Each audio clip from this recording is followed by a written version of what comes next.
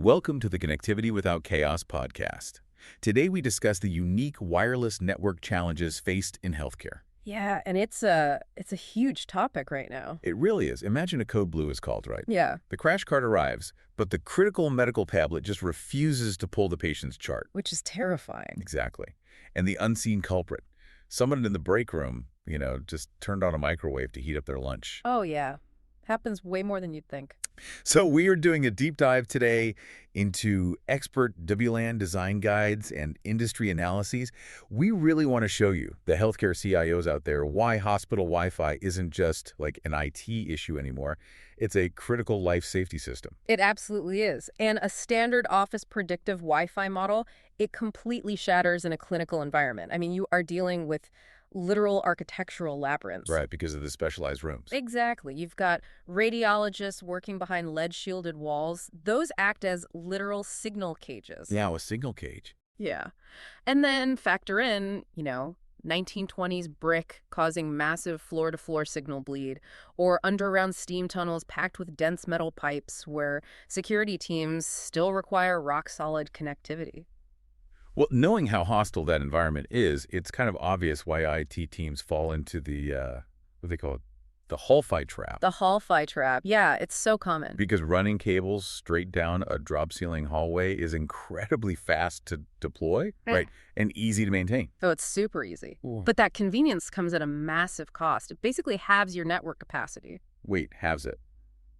Just by putting them in the hall. Yeah, because Wi-Fi is a half-duplex medium. Devices can't send and receive data at the same time. It's like a walkie-talkie. Okay, I follow you. So if you line all your access points, your APs, down a hallway, they hear each other perfectly.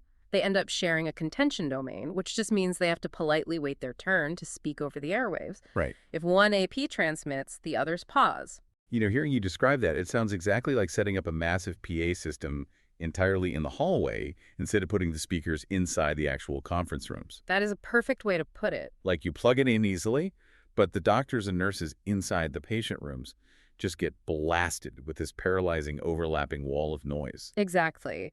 The signals simply drown each other out. The APs really need to be inside the rooms where the devices are actually consuming the data. But okay, even if a team does perfectly Mac the 3D grid and they avoid the whole hall-fi thing, they still inevitably face that ultimate clinician complaint, right? Yeah. I have full bars, but nothing loads. Oh, the classic IT blind spot. Yeah. Your infrastructure dashboard might show this beautiful sea of green lights. Right, everything looks fine to IT. Exactly. But those lights only tell you the equipment is radiating a signal, not that a medical cart can actually pull EHR data from Epic or Cerner. So what's actually happening there? Well, you get these things called ghost APs. They project a strong radio frequency, so the client device shows full bars, but they fail to forward any actual data traffic. Oh, wow. Why? It's often due to a VLAN mismatch. The wireless network just isn't properly mapped to the correct underlying wired network. So wait, let me push back on this. Are you saying the standard Wi-Fi bars icon on a medical device is essentially a lie in these dense clinical environments? I mean, yes, Right. fundamentally. If a nurse sees full bars, they are looking at signal strength, not service availability. It is wild. It is. And to fix that blind spot, networks are shifting toward digital experience or DEX sensors. You see sensors, okay. Yeah. Think of a DEX sensor as like a secret shopper for your Yeah, infrastructure. I like that. Instead of just passively sitting on the ceiling waiting for connections, it proactively acts like a client. It authenticates, it connects, and it runs synthetic tests continuously. Just to validate the actual end user experience. Right. Like acting as a nurse's tablet to prove the system can reach the data center. Exactly. It's active validation. But solving network drops is one thing. What happens when the most dangerous disruptors aren't even part of your IT network at all?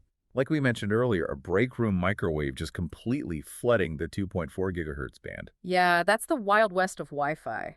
Hospitals operate in unlicensed spectrum, meaning they are flooded with non-Wi-Fi interference. Right. And to complicate things further, you have to balance all that noise with LCMI devices. LCMI, which stands for? Least capable, most important. Okay. Think of like a multi-million-dollar legacy X-ray machine running on severely outdated wireless standards. It somehow has to seamlessly coexist on the exact same airwaves as modern iPads doing high-speed transfers. Which sounds like a nightmare. So if a clinician's connection drops at 3 a.m. because of a microwave or some random interference spike, IT isn't just standing there with a sniffer to catch it in real time. No, definitely not. So how do they investigate an invisible problem weeks after it happened? Well, they use historical packet captures. It's essentially a time machine for the network. A time machine. Yeah.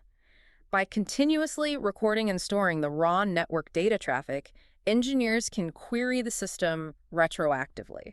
So they can actually rewind to that specific 3 a.m. window weeks later? Exactly. They isolate the specific data packets from that area, and they can see exactly what disrupted the connection right when it happened. That is fascinating. It really leaves you with something to ponder, As you, our listeners, move toward mobile-first clinical applications, is your unseen wireless infrastructure a true foundation for healing, or is it a hidden bottleneck just waiting to fail during a code blue? That really is the question every healthcare CIO needs to be asking themselves today. Thank you for listening to the Connectivity Without Chaos podcast.